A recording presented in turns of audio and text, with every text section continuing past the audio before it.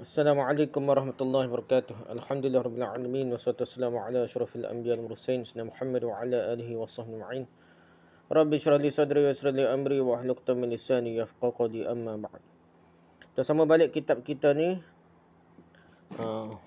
Nab 99 Usul Dirayah Hadis. Satu panduan mudah untuk mengesah hadis-hadis dhaif dan maudhu'. Jilid 1 Maulana Muhammad Asri bin Muhammad Yusuf. Jadi kita tengah baca usul keempat, iaitu hadis yang dikirakan dhaif ataupun palsu ni, dhaif ataupun tertolak kerana dia ni tidak sesuai dengan kedudukan malaikat dan mengaibkan malaikat seperti macam makhluk yang bodoh dah tersalah, melaksanakan tugas, menderhaki Allah, melakukan dosa, tidak maksum dan sebagainya. Semuanya adalah palsu dan karut ya. Jadi sekarang ni kita baca dia, sebelum ni kita baca dia contoh pertama, iaitu talqin ya. Masalah talqin. Nampak malaikat ni bodoh tak cerdik. Okey, orang talqin tak pakai, tak payah, tak kira dosa ada besar setengah mana pun. Seolah-olah Allah bela orang tu, tak perlu tanya dah. Itu pertama dah. Yang kedua, contoh keduanya, iaitu mandi junub dah. Ni masalah ni qamut'ah dah. Syiah. Malaikat ni asal kan telah sepakat bahawa malaikat daripada cahaya ni, tak daripada mengikut Syiah ni. Hadis riwayat pak dia ni, dia kata nikah mut'ah tu mandi junub. Okey, nikah mut'ah, malaikat jadi daripada titisan air dah. 70 malaikat setiap titisan air. Dah. Beristighfar untuknya hingga ke hari kiamat, dan mereka melaknat orang yang tidak melakukannya mut'ah hingga ke hari kiamat. Jadi hina malaikat dia buat daripada setubuh dia. Kalau halal pun tak boleh malaikat. Kalau tambahlah nikah mut'ah ni, nikah sebenarnya pelacur ya, perzinaan lah. Tiba-tiba malaikat daripada hasil setubuh pun, kalau halal pun tak boleh, ni tambahlah zina dah. Sedangkan dia jelasnya malaikat dicipta daripada cahaya, bukan daripada titisan air junub ke apa ni tak. Ini cara penghinaan terhadap malaikat dah. Pasal Syiah ni berisi Yahudi, iaitu menghina malaikat juga dah. Okay, sekarang kita nak masuk contoh ketiga dah. Contoh ketiga ni panjang perbahasanya. Itu kisah Harut dan Marut. Dua orang malaikat yang dikatakan telah menjelma menjadi manusia di zaman Nabi Sulaiman AS. Harut dan Marut dikatakan mengajar ilmu sihir kepada manusia dan telah melakukan beberapa dosa besar sehingga mereka berdua dihukum oleh Allah dalam keadaan tergantung kaki ke atas dan kepala ke bawah di Babil. Ini Babylon sampai hari kiamat katanya. Kisah ni popular ni, begitu popular di kalangan umat Islam di seluruh dunia. Meskipun ia sebenarnya tidak berasas dan hanya berpunca daripada Israiliyat sebenarnya. Antara sebab kenapa ia menjadi begitu popular ialah kerana kisah ini terdapat dalam kitab-kitab hadis dan tafsir yang terkenal. Ia dinukilkan pula daripada para sahabat dan tabi'in. Malah ada juga yang dinukilkan daripada Nabi SAW sendiri, riwayat tu dah. Asyuti dalam Al-Durr Mansur tafsir itu ya dah. Asyuti dalam Durr Mansur ketika mentafsirkan firman Allah SWT, "Wa ma unzila 'alal malakaini min Babil Harut wa Marut." Yang bermaksud dan apa yang diturunkan kepada dua orang malaikat di negeri Babil, iaitu Harut dan Marut. Surah Al-Baqarah ayat 102. Telah mengemukakan beberapa riwayat dan kisah-kisah pelik yang diriwayatkan daripada Ibn Umar, Ibn Mas'ud, Ali, Ibn Abbas, Ka'ab, Ar-Rabi' dan As-Sudi. Riwayat dan kisah-kisah yang dinukilkan daripada mereka ini dikemukakan juga oleh Ibn Jarir At-Tabari, Ibn Mardawai, Ahmad Al-Hakim, Ibn Hibban, Abdul bin Hamad, Ibn Al-Munzir, Ibn Abdunya, Al-Bahaqi dan Al-Khatib dalam tafsir dan kitab-kitab mereka. Walaupun terdapat agak banyak versi kisah Harut dan Marut, tetapi intipatinya dapat disimpulkan sebagai berikut. Pertama, dia. Para malaikat di langit bersungut kepada Allah tentang manusia di bumi. yang banyak melakukan dosa dan maksiat. Mereka kata dia, sungguhlah. So, poin pertama dia, intipati. Yang keduanya, mereka malaikat mencela manusia atas perbuatannya keji itu dan tidak dapat menerimanya lah. Hai, tak query lah, buat apa manusia buat banyak dosa dah. Allah beri nikmat banyak tapi buat dosa dah. C. Kerananya Allah berkata kepada mereka bahawa kalau kamu menjadi manusia, kamu juga akan berkelakuan seperti mereka. Tetapi para malaikat mengatakan, tidak dah. Mereka tidak akan berkelakuan seperti manusia andai kata mereka menjadi manusia. Itulah intipati dia.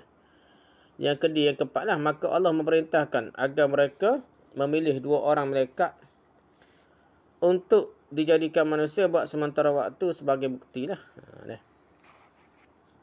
E. Poin kelima lah, setelah dipilih Harut dan Marut, mereka diturunkan ke bumi sebagai manusia yang mempunyai syahwat dan terikat dengan perintah serta larangan Allah. EFF. Setelah berapa lama berada di bumi, mereka diuji dengan seorang wanita yang sangat cantik bagaikan bintang Zuhrah. Planet Venus nah. Masa tu nampak comel lah. Di antara sekian banyak bintang-bintang di langit. Berdasarkan setengah riwayat, wanita itu bernama Zuhrah. Setelah melakukan perbuatan sumbang dengan Harut dan Marut, ia disumpah oleh Allah dan ditukar rupanya menjadi bintang Zuhrah, planet Venus. Cerita dia. Berdasarkan setengah riwayat yang lain pula, wanita itu sendiri memang bercita-cita untuk terbang ke langit dan menjadi bintang.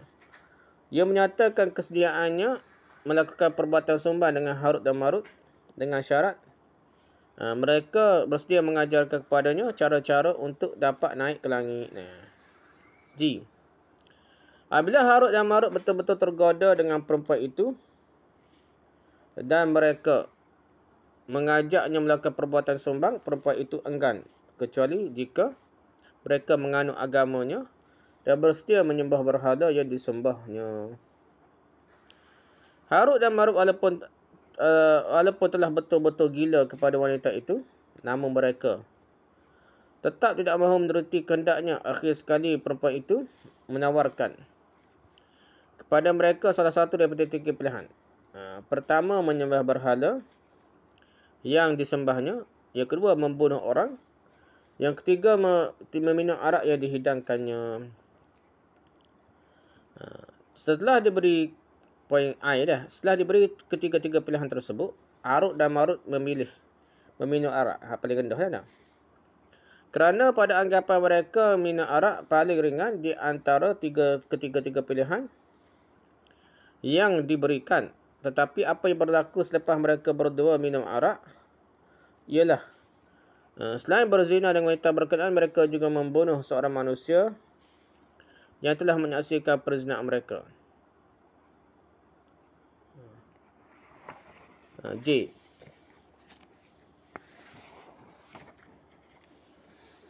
Setelah melakukan dosa-dosa besar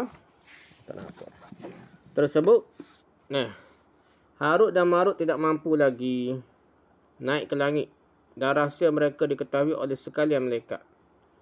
Pada ketika itu,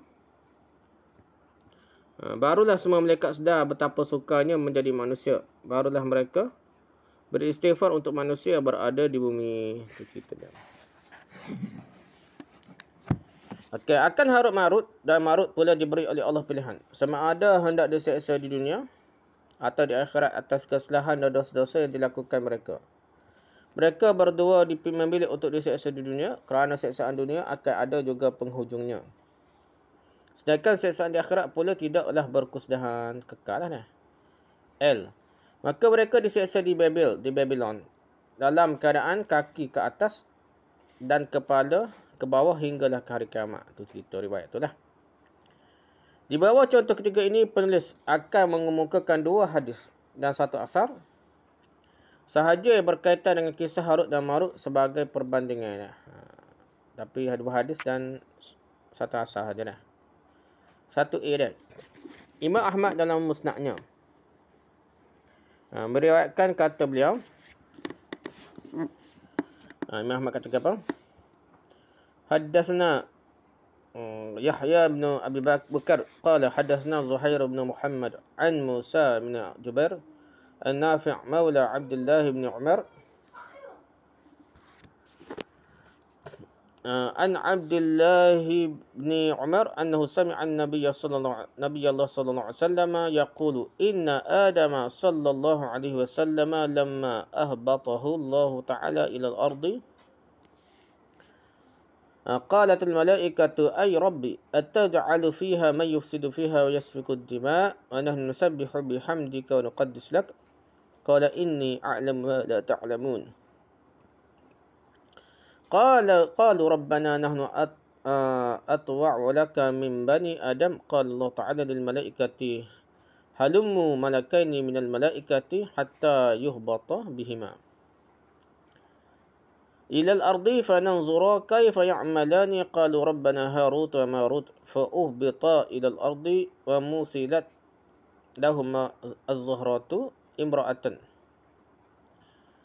من أحسن البشر فجاءتهما فسألاها نفسها فقالت لا والله حتى تكلم بهذه الكلمة من الإشراق فقال والله لا نشرك بالله أبدا فذهبت عنهما ثم رجعت بصبي تحمله فسألها نفسها فقالت لا والله حتى تقتل هذا الصبي فقال والله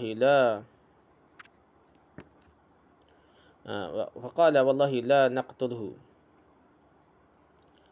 أبدا فذهبت ثم رجعت بقدح خمر تحمله فسألها نفسها فقالت لا والله حتى تشرب هذا الخمر فشرب فسكر فوقع عليها وقتل الصبي فلما أفاق قالت المرأة والله ما تركتما شيئا مما أبيتماه علي إلا قد فعلتما حين سكرتما فخيرا بين عذاب الدنيا والآخرة فاختار عذاب الدنيا. Bermaksud Ibn Umar radhiyallahu anhu meriwayatkan bahawa beliau mendengar Nabi sallallahu alaihi wasallam bersabda, sesungguhnya Adam apabila diturunkan oleh Allah ke bumi berkatalah, malaikat, oh Tuhan, adakah engkau akan menjadikan manusia yang akan melakukan kerosakan di bumi dan menumpahkan darah, sedangkan kami sentiasa bertasbih dan mentakdis kamu, kata Tuhan. Sesungguhnya aku mengetahui apa yang tidak kamu tahu. Para malaikat berkata, Tuhan, kami lebih taat padamu daripada anak Adam.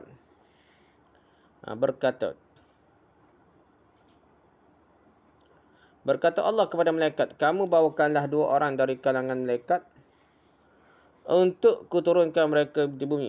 Berkata Nabi SAW. Maka menjelmalah Zuhra sebagai seorang perempuan yang paling cantik di kalangan manusia. Ia datang kepada mereka berdua, maka mereka mengajaknya melakukan perbuatan sunda, zina. Ia enggan kecuali mereka mengucapkan ucapan syirik. Mereka pula tidak sanggup mensyirikkan Allah. Lalu menghilanglah perempuan itu. Kemudian ia datang pula dengan membawa bersama seorang kanak-kanak lelaki.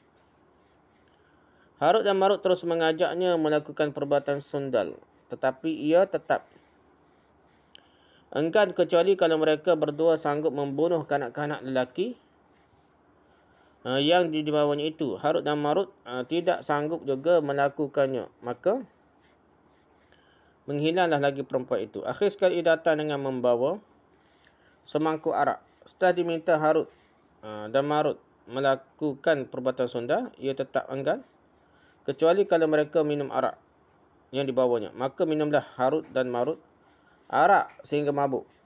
Lalu mereka mentubuhinya, kemudian membunuh kanak-kanak lelaki tersebut. Setelah sedar daripada kemabukan, perempuan itu berkata kepada mereka berdua, semua perkara yang kamu enggan lakukan sebelum ini telah kamu lakukan. setelah kamu mabuk. Kerananya mereka diberi pilihan, sama ada mahu diseksa di dunia atau di akhirat. Mereka berdua memilih siksaan dunia. Itulah hadis riwayat tersebut. Okay, itu satu riwayat. 1B, riwayat kedua dah. Hadis 1B. Ibn Jarir At-Tabari pula dengan isnadnya meriwayatkan hadis Nafi' daripada Ibn Umar dalam versi yang sedikit berbeza daripada riwayat Ahmad tadi. Di bawah ini dikemukakan riwayat Nafi' berkenaan. Haddatsna Al-Qasim qala haddatsana Al-Hasan qala haddatsna Faraj bin Fadalah an Muawiyah bin Salih an Nafi' qala safartu ma'a ibn Umar falamma kana min akhir al-laili qala ya Nafi' انظر طلعت الحمراء قالها مرتين أو ثلاثا ثم قلت قد طلعت قال لا مرحبا ولا أهلا قلت سبحان الله نجم مسخر سامع مطيع قال ما قلت لك إلا ما سمعت من رسول الله صلى الله عليه وسلم وقال قال لي رسول الله صلى الله عليه وسلم إن الملائكة قالت يا ربي كيف صبرك على بني آدم في الخطايا والذنوب قال إني ابتليتهم وعافيتكم قالوا لو كنا مكانهم ما عصيناك قال فاختاروا ملكين منكم قال فلم يألوا أن يختاروا فاختاروا هاروت وماروت.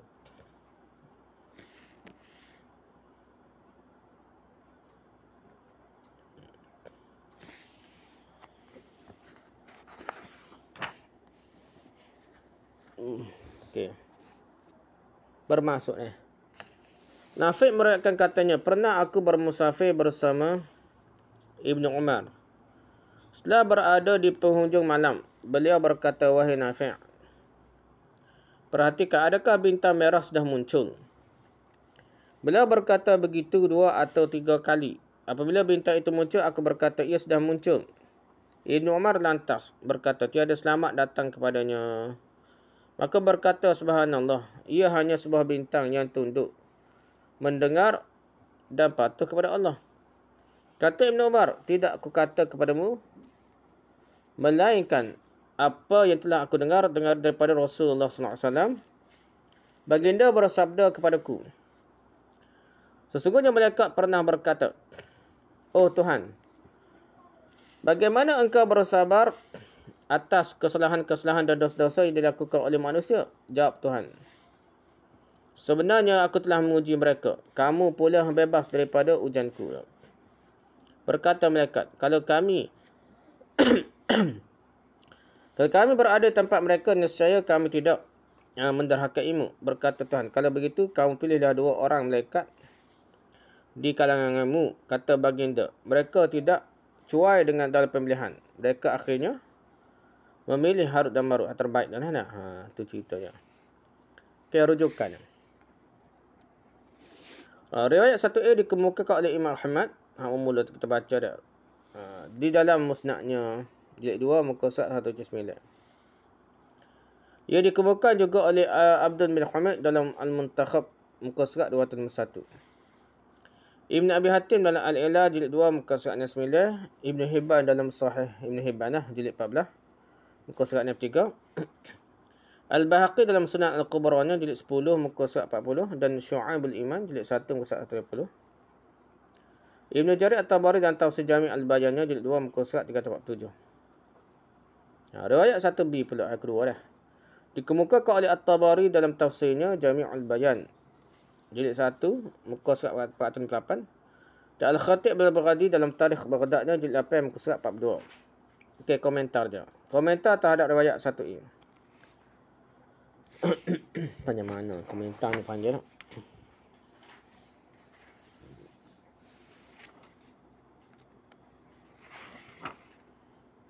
Panjang. Tahu. Pergilah, enggak nak.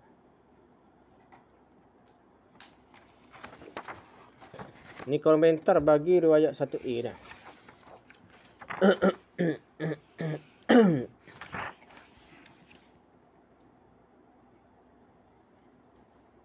Komentar bagi riwayat 1A dah lah. yang dibukakan oleh Ahmad dalam Musnad Imam Ahmad lah. Kekarotan riwayat ini akan terselah apabila dilihat daripada beberapa sudut kritikan di dirayah berikut ni, kritikan matan matan hadis. Pertama, para malaikat itu berdasarkan Al-Quran dan hadis-hadis yang sahih adalah makhluk Allah yang mulia, maksum, terpelihara daripada dosa-dosa dan daripada tersalah pun tak ada malaikat. Jadi daripada tersalah dalam melaksanakan perintah-perintah Allah pun tak ada. Hebat dan tidak melanggar atau membantah mana-mana perintah dan keputusan Allah kepada mereka. Apa yang tersebut dalam riwayat ini pula menggambarkan sebaliknya. Riwayat seperti ini jika sahih sekalipun sanadnya akan dihukum syaz oleh para ulama hadis kerana pelik dia bercanggah dengan hal lebih kuat. Riwayat syaz juga adalah satu bentuk riwayat yang dhaif yang tidak boleh dijadikan hujah di pegangan kalau sanad sahih dia. Yang kedua, riwayat ini dan juga riwayat lain seumpamanya mengandungi unsur-unsur dongeng dan khurafat yang langsung tiada tempatnya dalam Islam. Jadi berita perempuan atau berita laga pengaruh kosnya. Nampak benar khayal dia. Yang ketiga, tidak mungkin para malaikat itu berkata, Tuhan, kami lebih taat kepadamu daripada anak Adam. Setelah Allah berkata kepada mereka, sesungguhnya aku mengetahui apa yang tidak kamu tahu. Kerana berkata begitu berhenti membantah dan menyanggah keputusan Allah. Ini adalah sesuatu yang bertentangan dengan sifat sudah jadi para malaikat dah. Ia juga bercanggah dengan apa yang difirmankan oleh Allah Ta'ala dalam Al-Quran tentang mereka. La yasbiqunahu bilqawli wa hum bi amrihi ya'malun. Bermaksud mereka ini para malaikat tidak mendahuluinya dengan perkataan dan mereka pula mengerjakan apa yang diperintahkan oleh Allah dah. Surah Al-Anbiya ayat 27. Yang keempat, poin keempat dia. Bukankah setelah Allah menunjukkan kebolehan Adam dari sudut ilmu kepada para malaikat, mereka mengakui kekurangan dan keterlanjuran mereka dalam pertanyaan sebelum ini. Mereka mengaku awal. Lalu mengisytiharkannya dengan berkata, Subhanaka la ilma lana illa ma 'allamtana innaka antal alimul hakim. Bermaksud Maha Suci Engkau ya Allah, kami tidak mempunyai pengetahuan selain daripada apa yang Engkau ajar kepada kami. Sesungguhnya Engkau jualah yang Maha mengetahui lagi Maha bijaksana. Surah Al-Baqarah ayat 32. Dalam keadaan ini tidak mungkin mereka sekali lagi bertanya tentang perkara yang sama. Itu poin keempat dah. Poin kelima dah tentang kritikan yang pertama lagi dah. 1A dia. Ayat 31 hingga 32 surah Al-Baqarah menceritakan peristiwa soal jawab di antara malaikat dan Allah tentang Adam itu berlaku di alam atas sebelum Adam diturunkan. Sebelum Adam turunkan ke bumi. Redaksi atau pelafaz riwayat 1A menggambarkan seolah-olahnya peristiwa itu berlaku di bumi. Ini adalah satu percanggahan dan pertentangan dengan apa yang tersebut dalam Al-Quran yang dengan sendirinya membuktikan kebatilannya. Kalau kita mikir, nampak jelas lah. Ayat Quran, cerita surah tu cerita sebelum Nabi Adam turun ke bumi. Nah, tiba dia kait dengan kisah Harut Marut. Nampak karut dah. Poin ke-6 dia. Dosa-dosa besar seperti berzina, minum arak, membunuh dan mensyirikkan Allah mustahil berlaku pada malaikat. Kerana ia bercanggah dengan sifat semula jadi mereka yang sememangnya maksum. Allah Ta'ala berfirman, A'udzubillahi minasyaitonir rajim. Ya ayyuhalladzina amanu qu anfusakum wa ahlikum nara wa quduhan nas wal hijaratu 'alaiha malaikatun ghilazun shidadun la ya'sunallaha ma amarahum wa yaf'aluna ma yu'marun. Bermaksud wahai orang-orang beriman, peliharalah dirimu dan keluargamu dari api neraka yang bakarnya ada manusia dan batu, penjaganya malaikat yang kasar dan keras. Mereka tidak menderhaki Allah dalam segala apa yang diperintahkannya kepada mereka dan tetap pula melakukan segala yang diperintahkan, apa-apa yang diperintahkan. Surah Tahrim ayat ke-6 dah. Poin ke-7. Poin ke-7 ni.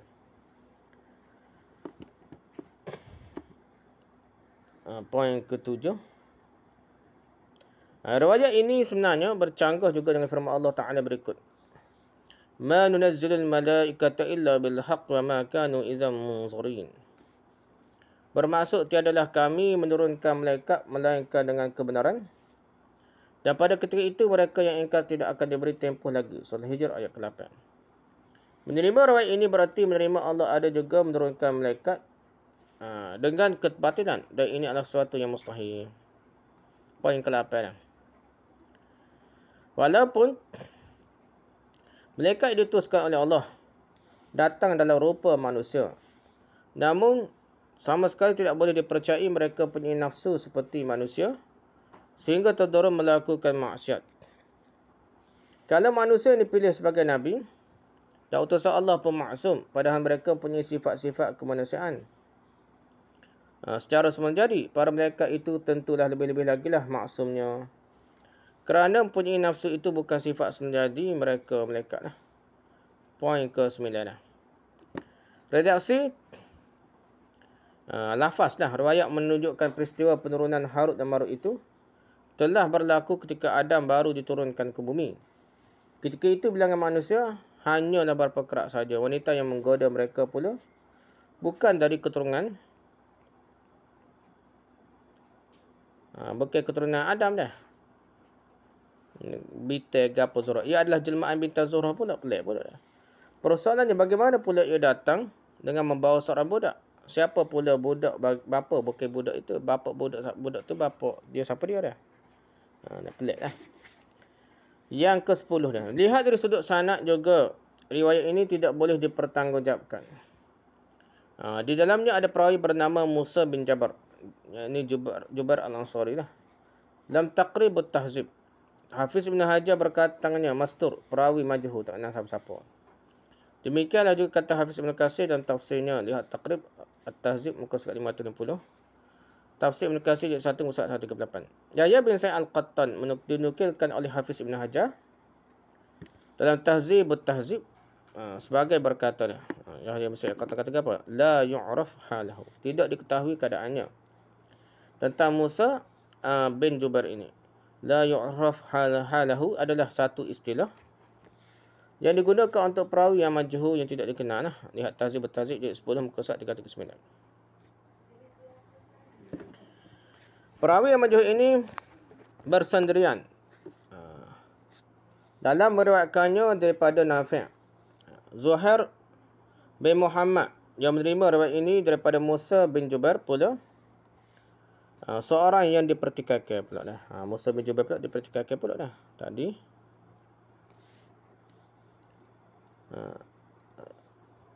ada Zuhair dah. Ada Zuhair dah. Zuhair bin Muhammad majhul dah. La yu'fa halu.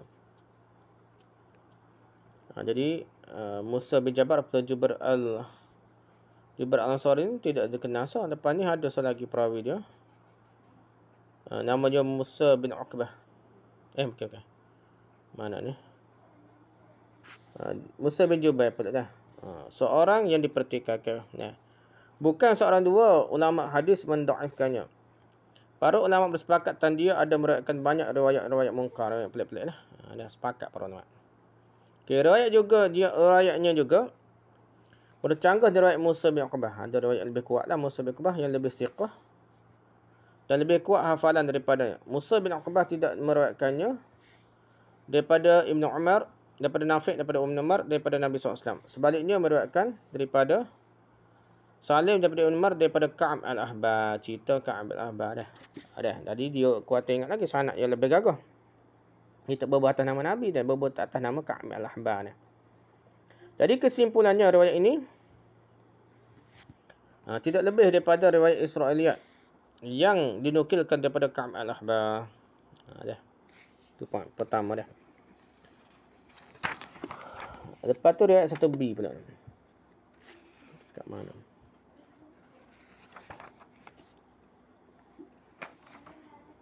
Riwayat 1B dah. Yang dikemukakan oleh At-Tabari.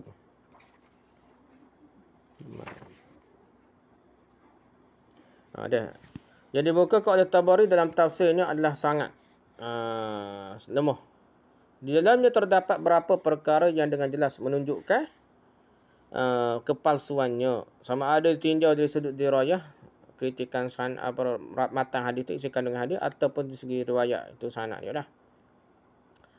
Pertama dah, menerima riwayat Ibn Umar ini berarti menerima bahawa Nabi SAW memang percaya bintang Zuhrah itu asalnya manusia dan seorang perempuan. Ia disumpah oleh Allah kerana dosa menggoda Harut dan Marut sehingga telah bertukar rupa, lalu menjadi bintang Zuhrah. Dongeng. Secara tidak langsung ia berarti menuduh Nabi SAW mempercayai dongeng dan khurafat. Padahal Rasulullah SAW itu diutus untuk menghapuskan dongeng dan khurafat yang tersebar di kalangan manusia. Cerita-cerita karut.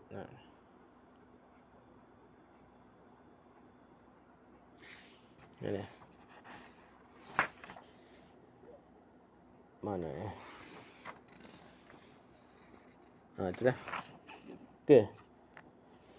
Seterusnya, poin kedua dia. Berdasarkan setengah riwayat tentang kisah ini, bukan bintang Zuhrah itu berasal daripada manusia, tetapi sebaliknya, perempuan yang bernama Zuhrah yang telah menggoda Harut dan Marut itu pada asalnya adalah bintang Zuhrah. Riwayat soal lagi dah.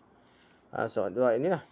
Ia dijemakan menjadi seorang perempuan semata-mata untuk menguji dua orang malaikat Harut dan Marut yang dijelmakan dalam rupa dua orang laki-laki. Poin ketiga dah. Komentar yang ketiga.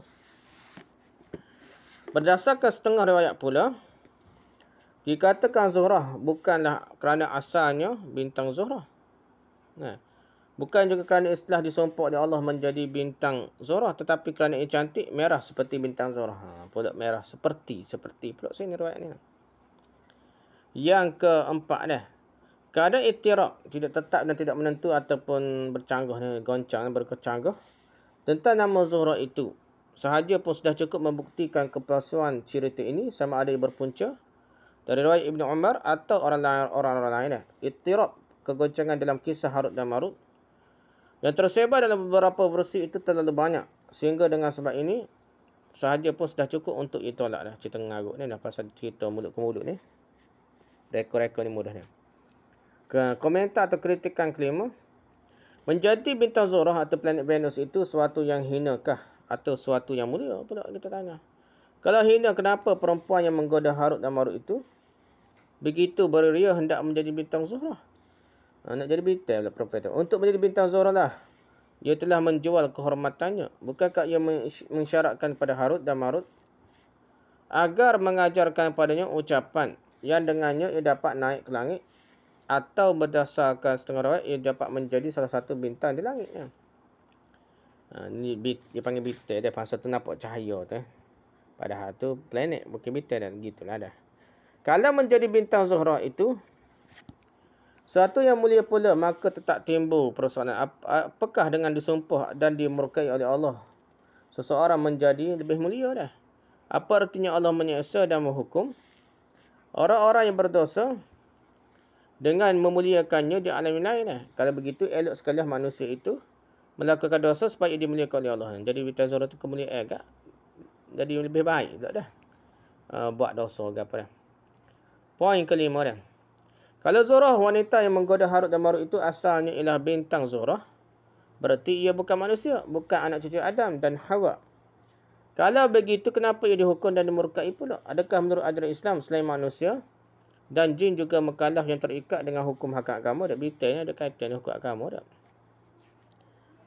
Yang ke-6 dah. Yang ke apa? Yang ke-7 dah. Kalau diandaikan wanita yang menggoda Harut dan Marut itu memang manusia asalnya, di manakah tempat yang sepatutnya dihukum? Bukankah neraka atau di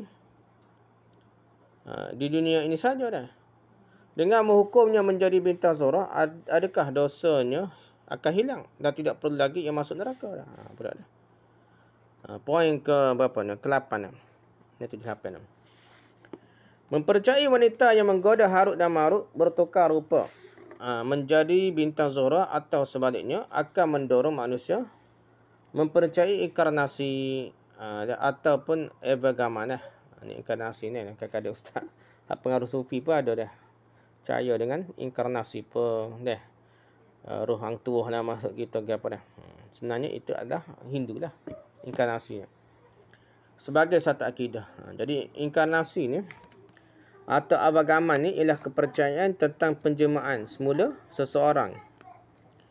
Yang sesuatu dalam bentuk tertentu selepas meninggal, yang musnah. Manusia jadi anjing lah apa. Ia merupakan satu kepercayaan dalam agama Hindu, Kristian dan beberapa agama lain dunia dah. Sebenarnya ia kait dengan falsafah juga dah, benar dah. Jadi Hindu pun kait dengan falsafah juga. Mikir koyak-koyak mikir.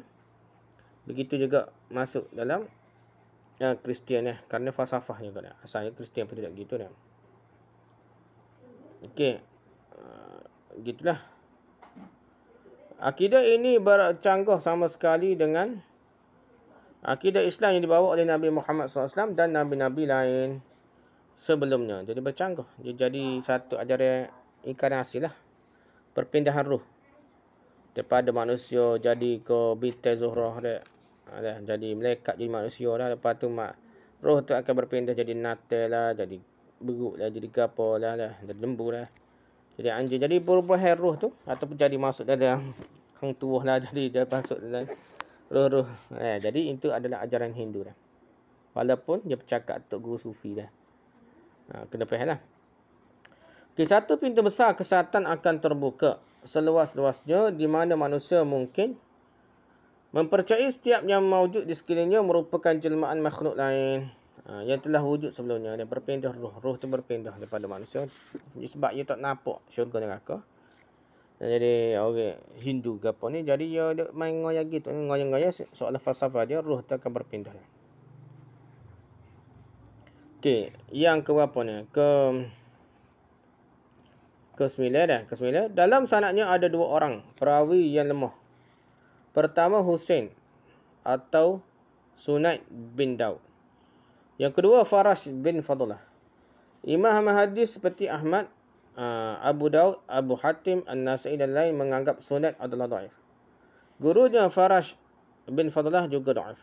Imam Ahmad mengatakan dia mengemukakan hadis-hadis mungkar daripada perawi-perawi mu'tabar. Gitulah. Dia bawa nama perawi mu'tabar tu kata bawa sanad ni boleh dia. Jadi sebenarnya hadis tu ngarut dah. Silap ke ataupun palsu tu ada dah. Okey, Bukhari dan Muslim mengatakan Farash bin Fadlah perawi mungkarul hadis. Abu Hatim dan Hakim pula mengatakan hadisnya tidak boleh jadikan dalil. Ibnu Hibban mengatakan dia meriwayatkan hadis-hadis dhaif menggunakan sanad yang sahih. Ada masalah dah. Lihat Ibnu Katsir, tafsir Ibnu Katsir 1/38, Hafiz Ibn Hajar, Tahzib al-Tahzib, jilid 4, muka surat 244 hingga 245, jilid 8, muka surat 262 hingga 263. Kedua. Ini riwayat mana? Lagi kita ni.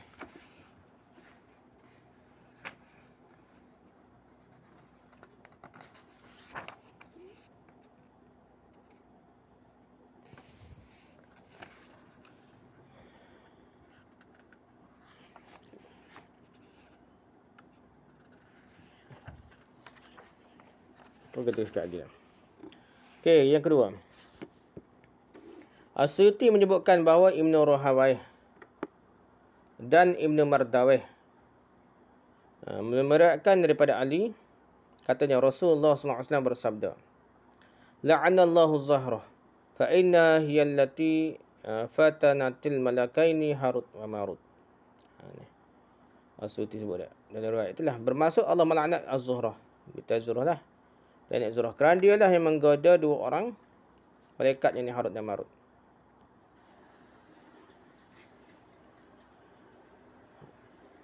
Gitulah. Lepas tu rujuk ke ada. Riwayat ni memang ada.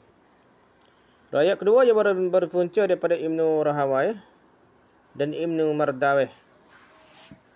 Dikemukakan oleh Suyuti dalam Ad-Durrul Mansur, jilid 1 muka surat 59. Dia juga dikemukakan oleh beliau dalam Majami' As-Saghir jilid 2 muka surat 284. Riwayat ini juga dikemukakan oleh Ibn Sunni dalam Amalul Yawmi wa Lailah, muka surat 308. Semua mereka meriwayatkannya melalui saluran riwayat Jabir Daripada Abi Tufail daripada Ali. Kata beliau Rasulullah SAW bersabda. Gitulah dah. Okey, komentar riwayat ni.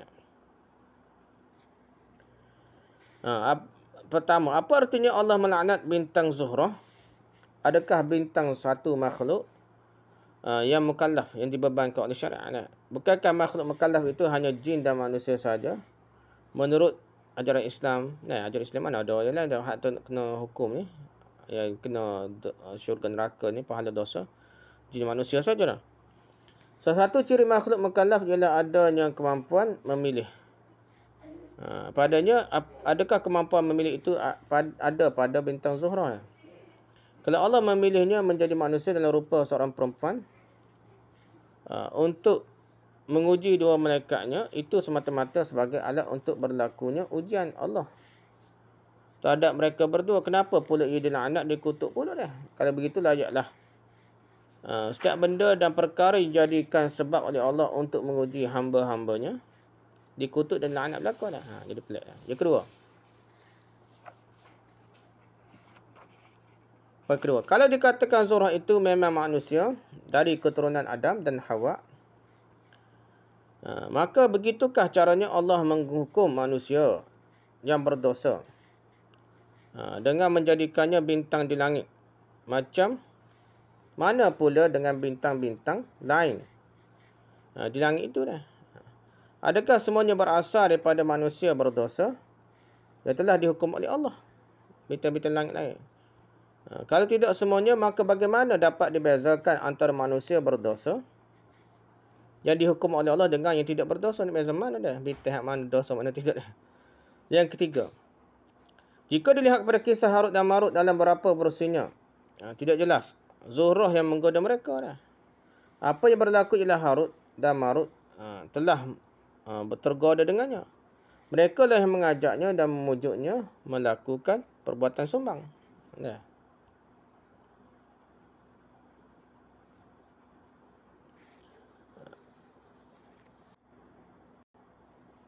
Zuhrah pada asalnya hanyalah sekadar membawa kesnya ke hadapan Harut dan Marut yang menjadi hakim. Lalu mereka terpaut hati dengannya. Harut Marut terpaut hatilah. Tidak tersebut sama sekali bentuk-bentuk godaannya terhadap Harut dan Marut. Kalau ada pun hanyalah kecantikan semua jadi yang sememangnya dikurniakan oleh Allah kepadanya. Gitulah dah. Poin keempat, sanad hadis ini dhaif semuanya. Itu poin yang utama lah. Dalam sanad rujukan yang diberikan di atas, terdapat perawi yang sangat-sangat teruk lah. Dia ialah Jabir bin Yazid bin Al-Harith Al-Ju'fi. Syiah ni tak? Meninggal 127 Hijrah. Tokoh-tokoh hadis seperti Asy-Sya'bi, Az-Zaidah, Sa'id bin Jubair, Sufyan bin Uyainah, Yahya bin Sa'id Al-Qattan, Yahya bin Ma'in, Ajib As-Sakhtiyani, Abdul Rahman bin Mahdi, Ibrahim Al-Jawzajani, Ibnu Khirash dan lain-lain mengatakan ia pendusta dan Syiah Rafidah Ju'fi kan? Ju'fi ni. Imam Abu Hanifah dilaporkan berkata, tidak pernah aku bertemu dengan orang yang lebih kuat berdusta daripada Jabir Al-Ju'fi ni tak? Tidak aku kemukakan pendapatku melainkan apa ni nak? Melainkan hang on.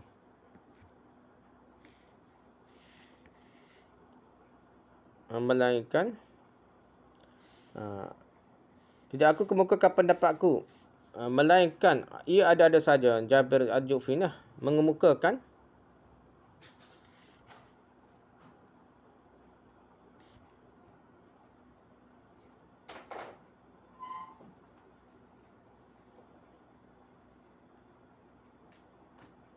apa pula.